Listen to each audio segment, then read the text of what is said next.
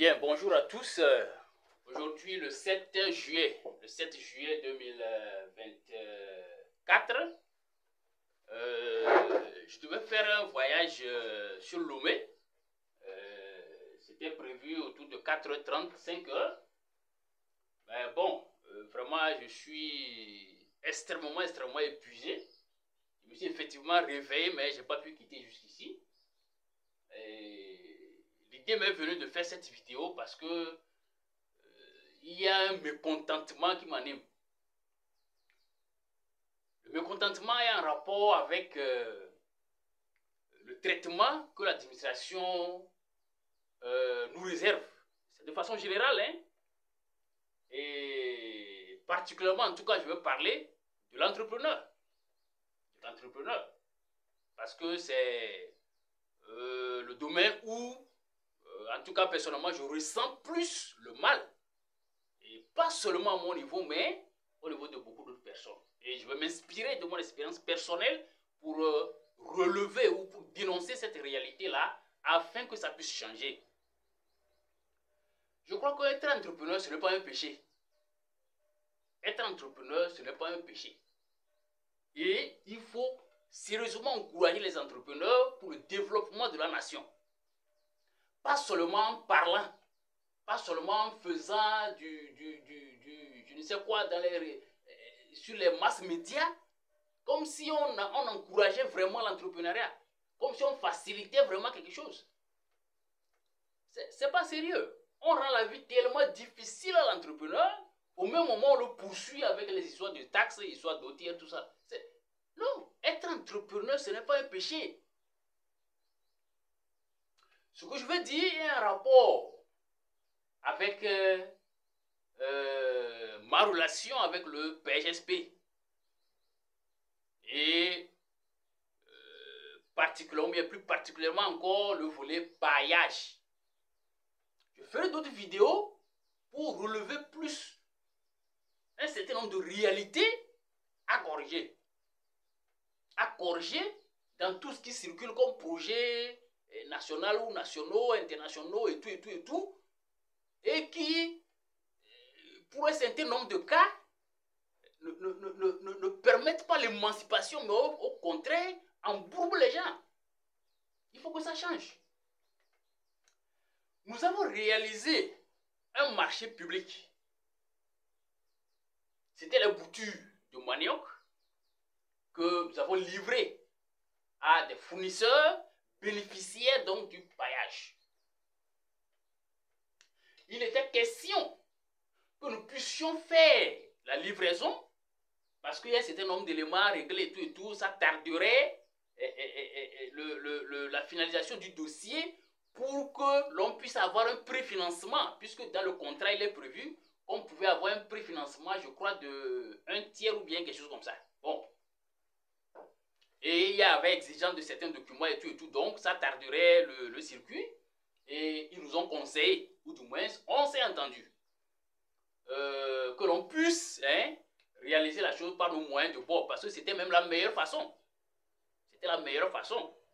C'est au cas où quelqu'un ne pouvait pas le faire et être payé après, qu'il peut demander un préfinancement et tout.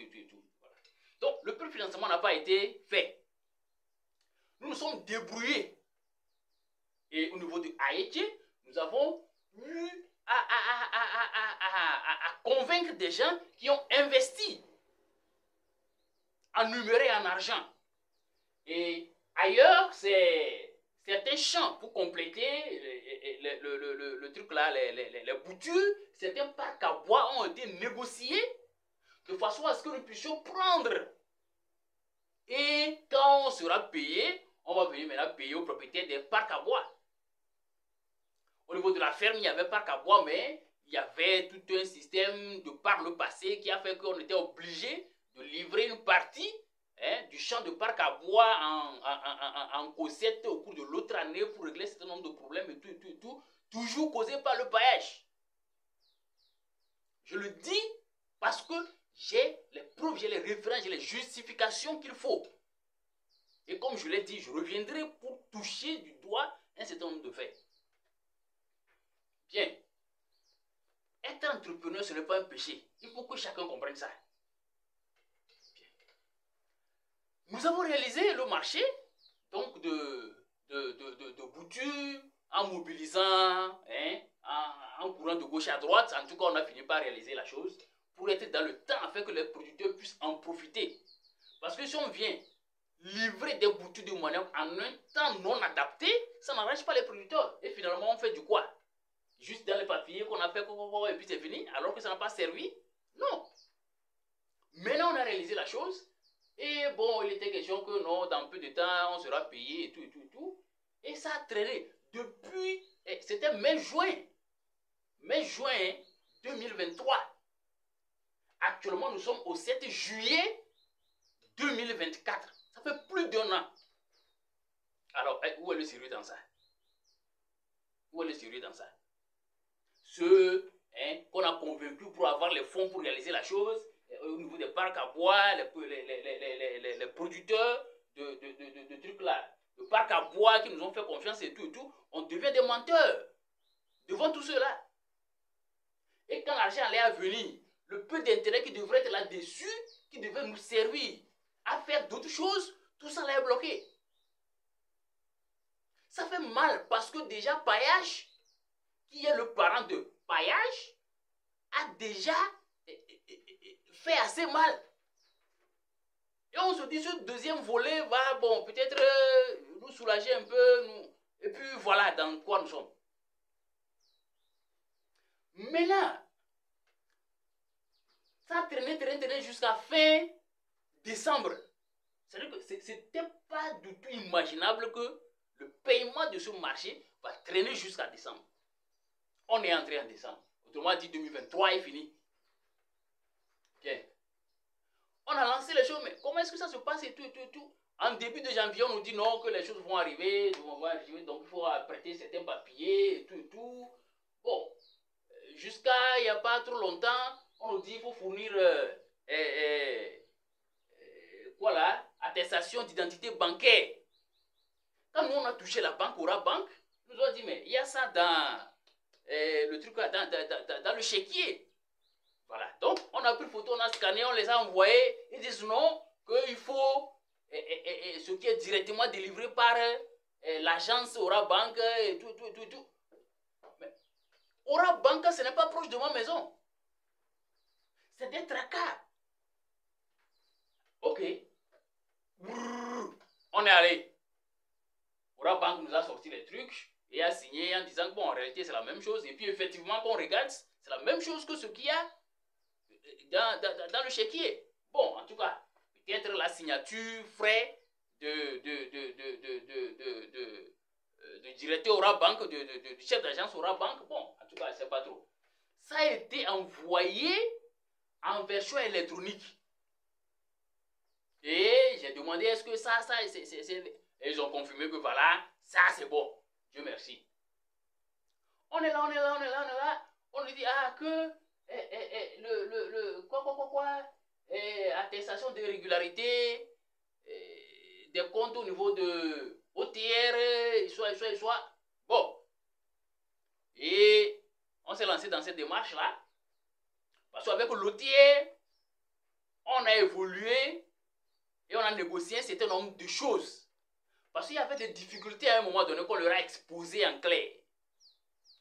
Haïti a une relation très intime, je le dis comme ça, avec l'OTR. Dans cette mesure où tout ce que nous faisons, nous mettons ça à jour. Et nous avons même demandé à ce que l'OTR nous suive au jour le jour. Pour avoir les yeux sur ce que nous faisons, comprendre le fonctionnement et que la collaboration soit vraiment une collaboration qui permet à nous en tant qu'entrepreneurs d'être à l'aise, d'être en joie parce qu'on est en règle, et qui permet à l'administration fiscale de savoir ce que voilà, cela il faut un travail sérieux. Il est arrivé à un moment donné, on était sérieusement endettés. On était pratiquement sur le point de fermer. On avait fait des négociations pour que une partie de ce qu'on devrait, selon les comptes stricts, qu'une partie nous soit graciée. Donc, on a payé jusqu'à un certain niveau. On dit, ah, vraiment, on risque de fermer. Pour pouvoir survivre, la note est encore là, hein, pour pouvoir survivre, franchement, il faudrait que l'on mette entre parenthèses le fonds qui restait à payer. Et là, on recommence une nouvelle marche à partir de 2024. Suite à cela, on a eu des rencontres qui ont fait croire que ça a été adopté comme tel. Et la preuve, c'est que nous avons commencé par payer les impôts cette année mensuellement. C'est ce que nous avons promis. Que quand ce sera adopté comme nous l'avons proposé, nous ferons effort de notre part pour que, au cours de cette année 2024, qu'on va considérer comme un nouveau départ, nous allons faire diligence pour que régulièrement, à la fin de chaque mois, nous venions faire le paiement de l'impôt lié aux activités menées au cours du mois. Et c'est ce que nous avons commencé. Juste à ce qu'il y ait besoin de quitus fiscal. Voilà. De quitus fiscal. On va maintenant pour demander le quitus fiscal. On nous dit qu'on doit de l'argent à l'OTA. Et on retourne en arrière, on sort tout ce qu'il y avait comme arriéré, si j'ose ainsi le dire.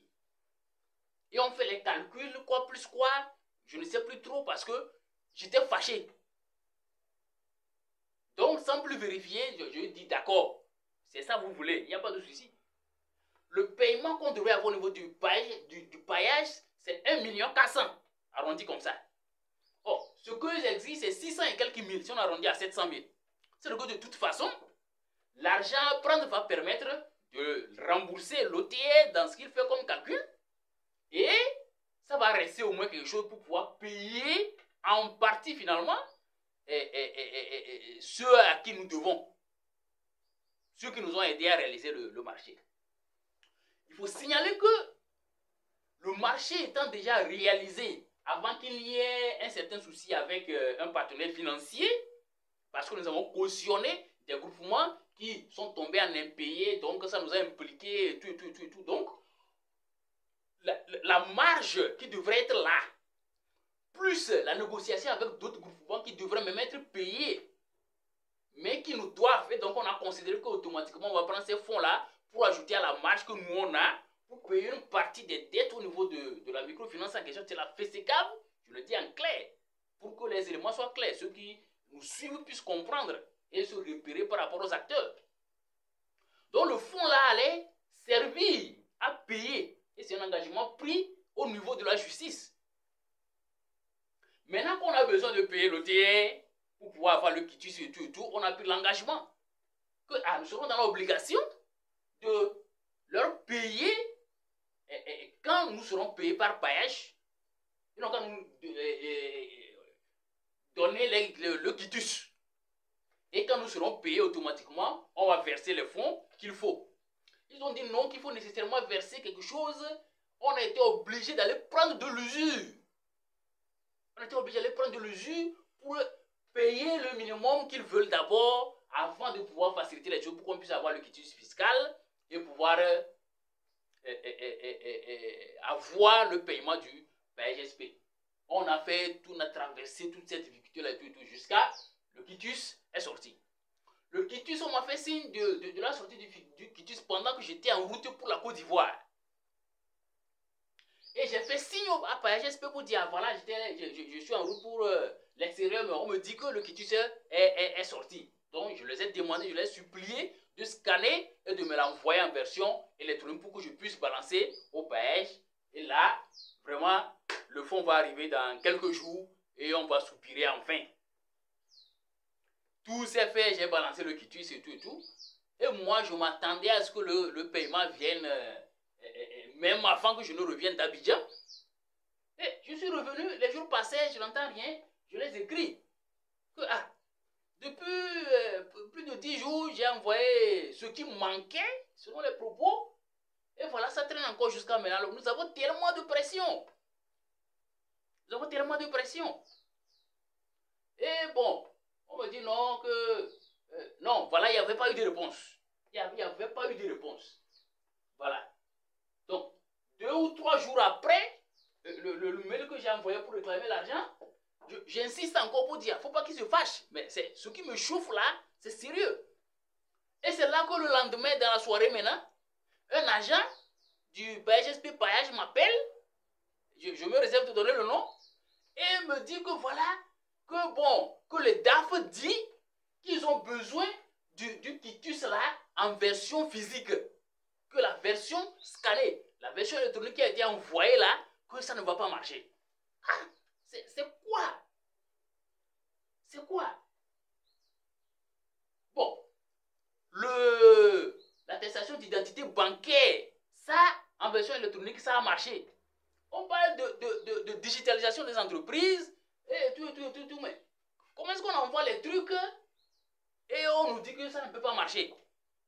Bon, là, ce n'est pas un problème. Si depuis que j'ai envoyé ça là, on m'avait dit que non, ce qui est envoyé par voie électronique, ça ne pouvait pas marcher, qu'on a besoin de la version dure.